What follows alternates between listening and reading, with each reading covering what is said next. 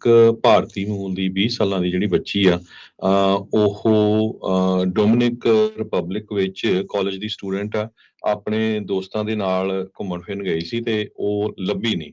ਹੁਣ ਉਹਦੇ ਸਬੰਧ ਦੇ ਵਿੱਚ ਲਾਰਡਨ ਕਾਉਂਟੀ ਸ਼ੈਰਿਫ ਆਫਿਸ ਨੇ ਆਇਡੈਂਟੀਫਾਈ ਕੀਤਾ ਹੈ ਇੱਕ 20 ਸਾਲਾਂ ਦਾ ਇਹ ਜੋ 20 ਸਾਲਾਂ ਦੀ ਇਹ ਸਟੂਡੈਂਟ ਸੀ ਕਾਲਜ ਦੀ ਜੋ ਡਿਸਅਪੀਅਰ ਹੋਈ ਆ ਉਹਦੇ ਸਬੰਧ ਦੇ ਵਿੱਚ ਇੱਕ ਬੰਦੇ ਨੂੰ ਅਰੈਸਟ ਕੀਤਾ ਹੈਗਾ। ਕਹਿੰਦੇ ਵੀ ਉਹ ਉਹਦੇ ਨਾਲ ਹੀ ਸੀਗਾ ਤੇ ਜਦੋਂ ਉਸਦੀ ਹੁਣ ਇਨਵੈਸਟੀਗੇਸ਼ਨ ਕੀਤੀ ਉਹ ਕਹਿੰਦਾ ਵੀ ਜੀ ਉੱਥੇ ਪਾਣੀ ਬਹੁਤ ਤੇਜ਼ ਆ ਗਿਆ ਸੀ, ਮੈਂ ਬਾਅਦ ਦੇ ਵਿੱਚ ਸੌ ਗਿਆ ਤੇ ਮੈਨੂੰ ਬਾਅਦ ਦੇ ਵਿੱਚ ਉਹ ਲੱਭੀ ਨਹੀਂ ਹੈਗੀ। ਸੋ ਇਹ ਬਹੁਤ ਹੀ ਜਿੱਦਾਂ ਦੇਖੋ ਕਿੰਨੀ ਮਾੜੀ ਖਬਰ ਆ ਵੀ 20 ਸਾਲਾਂ ਦੀ ਬੱਚੀ university of Pittsburgh the student ਸੀ, ਆਪਣੇ ਹੀ ਸਟੂਡੈਂਟਸ ਦੇ ਨਾਲ ਘੁੰਮਣ ਫਿਰਨ ਗਈ ਹੋਈ ਸੀਗੀ।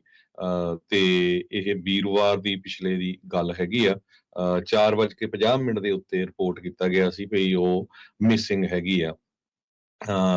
ਕੋਨਾਕੀ ਕਹਿੰਦੇ ਸਵਿਮਿੰਗ ਦੇ ਲਈ ਗਈ ਸੀ ਸਮੁੰਦਰ ਦੇ ਵਿੱਚ ਆਪਣੇ ਦੋਸਤਾਂ ਦੇ ਨਾਲ। ਜਦੋਂ ਲਾਰਜ ਵੇਵ ਆਈ ਤੇ ਉਹ ਤੋਂ ਬਾਅਦ ਉਹ ਪਤਾ ਨਹੀਂ ਚੱਲਿਆ ਵੀ ਕਿੱਥੇ ਚਲੇ ਗਈ। 2 ਡਿਟੈਕਟਿਵ ਜਿਹੜੇ ਲਾਰਡਨ ਕਾਉਂਟੀ ਦੇ ਆ ਉਹ ਹੁਣ ਪੁੰਟਾ ਕਾਨਾ ਜੋ ਏਰੀਆ ਤੇ ਨਾਲ FBI ਜਿਹੜੀ ਆ ਉਹ ਹੁਣ ਇੰਟਰਵਿਊ ਕਰ ਰਹੀ ਆ ਲੋਕਾਂ ਦੀ ਵੀ ਕੋਈ ਨਾ ਕੋਈ ਉਹਦੀ ਉਗ ਸੁਗ ਮਿਲ ਸਕੇ ਵੀ ਉਹ ਜਾਣ ਕੇ ਤਾਂ ਨਹੀਂ ਕਿਸੇ ਨੇ ਉਹਦੇ ਨਾਲ ਫਾਲ ਪਲੇ ਕੀਤਾ ਹੈਗਾ। ਡੋਮਿਨਿਕ ਨੈਸ਼ਨਲ ਪੁਲਿਸ ਨੇ ਕਿਹਾ ਆ ਵੀ ਹਜੇ ਤੱਕ ਜੋ ਪ੍ਰੀਲਿਮਿਨਰੀ ਇਨਵੈਸਟੀਗੇਸ਼ਨ ਹੋਈ ਹੈਗੀ ਆ ਉਹ ਤੋਂ ਨਹੀਂ ਲੱਗਦਾ ਵੀ ਕਿਸੇ ਨੇ ਜਾਣਬੁੱਝ ਕੇ ਜਿਹੜਾ ਆ ਉਸ ਨੂੰ ਕੋਈ ਨੁਕਸਾਨ ਉਹਦਾ ਜਿਹੜਾ ਕੀਤਾ ਹੈਗਾ ਆ। ਸੋ ਹਜੇ ਵੀ ਜੋ ਇਨਵੈਸਟੀਗੇਸ਼ਨ ਆ ਉਹ ਚੱਲ ਰਹੀ ਆ, ਪਰ ਪੁਲਿਸ ਨੇ ਆਇਡੈਂਟੀਫਾਈ ਕਰ ਲਿਆ person of interest in disappearance of Loudoun County college student ਜਿਹਦਾ ਨਾਂ ਸੁਦੀਕਸ਼ਾ ਕੋਨਾਕੀ ਆ। ਉਸ ਨੂੰ ਜੋ ਡੋਮਿਨਿਕ ਰਿਪਬਲਿਕ ਦੇ ਵਿੱਚ ਜੋ ਮਿਸਿੰਗ ਹਜੇ ਤੱਕ ਦੱਸਿਆ ਜਾ ਰਿਹਾ ਹੈ। ਇੱਕ ਭਾਰਤੀ ਮੂਲ ਦੀ 20 ਸਾਲਾਂ ਦੀ ਜਿਹੜੀ ਬੱਚੀ ਆ ਉਹ ਡੋਮਿਨਿਕ ਰਿਪਬਲਿਕ ਵਿੱਚ ਕਾਲਜ ਦੀ ਸਟੂਡੈਂਟ ਆ, ਆਪਣੇ ਦੋਸਤਾਂ ਦੇ ਨਾਲ ਘੁੰਮਣ ਫਿਰਨ ਗਈ ਸੀ ਤੇ ਉਹ ਲੱਭੀ ਨਹੀਂ। ਹੁਣ ਉਹਦੇ ਸਬੰਧ ਦੇ ਵਿੱਚ ਲਾਰਡਨ ਕਾਉਂਟੀ ਸ਼ੈਰਿਫ ਆਫਿਸ ਨੇ ਆਇਡੈਂਟੀਫਾਈ ਕੀਤਾ ਹੈ ਇੱਕ 20 ਸਾਲਾਂ ਦਾ ਇਹ ਜੋ 20 ਸਾਲਾਂ ਦੀ ਇਹ ਸਟੂਡੈਂਟ ਸੀ ਕਾਲਜ ਦੀ ਜੋ ਡਿਸਅਪੀਅਰ ਹੋਈ ਆ ਉਹਦੇ ਸਬੰਧ ਦੇ ਵਿੱਚ ਇੱਕ ਬੰਦੇ ਨੂੰ ਅਰੈਸਟ ਕੀਤਾ ਹੈਗਾ।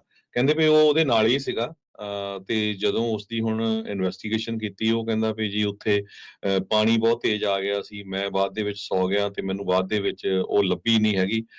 ਸੋ ਇਹ ਬਹੁਤ ਹੀ ਜਿੱਦਾਂ ਦੇਖੋ ਕਿੰਨੀ ਮਾੜੀ ਖਬਰ ਆ ਵੀ 20 ਸਾਲਾਂ ਦੀ ਬੱਚੀ university of Pittsburgh the student ਸੀ, ਆਪਣੇ ਹੀ ਸਟੂਡੈਂਟਸ ਦੇ ਨਾਲ ਘੁੰਮਣ ਫਿਰਨ ਗਈ ਹੋਈ ਸੀਗੀ।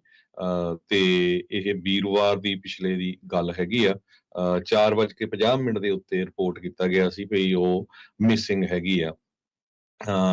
ਕੋਨਾਕੀ ਕਹਿੰਦੇ ਸਵਿਮਿੰਗ ਦੇ ਲਈ ਗਈ ਸੀ ਸਮੁੰਦਰ ਦੇ ਵਿੱਚ ਆਪਣੇ ਦੋਸਤਾਂ ਦੇ ਨਾਲ। ਜਦੋਂ ਲਾਰਜ ਵੇਵ ਆਈ ਤੇ ਉਹ ਤੋਂ ਬਾਅਦ ਉਹ ਪਤਾ ਨਹੀਂ ਚੱਲਿਆ ਵੀ ਕਿੱਥੇ ਚਲੇ ਗਈ।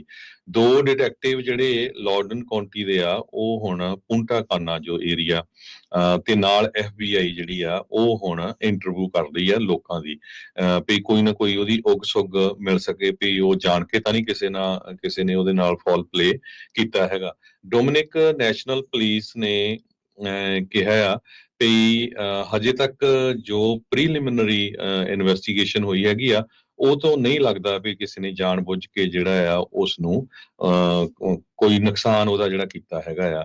ਸੋ ਹਜੇ ਵੀ ਜੋ ਇਨਵੈਸਟੀਗੇਸ਼ਨ ਆ ਉਹ ਚੱਲ ਰਹੀ ਆ, ਪਰ ਪੁਲਿਸ ਨੇ ਆਇਡੈਂਟੀਫਾਈ ਕਰ ਲਿਆ person of interest in disappearance of Loudoun County college student ਜਿਹਦਾ ਨਾਂ ਸੁਦੀਕਸ਼ਾ ਕੋਨਾਕੀ ਆ।